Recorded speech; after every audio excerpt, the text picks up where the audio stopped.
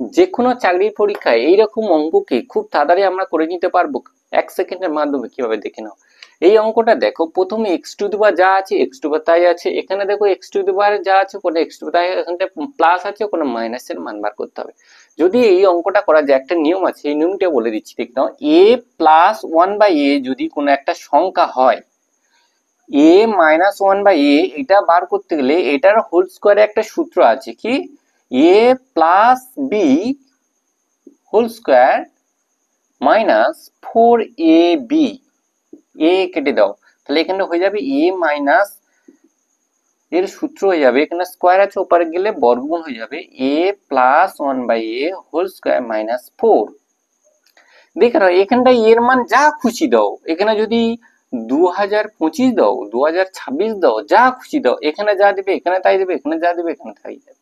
অর্থাৎ প্লাস থাকলে মাইনাসের মান, যদি মাইনাস থাকে প্লাসের মান যদি বার করতে দেয় সেক্ষেত্রে এখানে যদি প্লাস থাকে তাহলে এটা মাইনাস, এটা হয়ে যাবে প্লাস।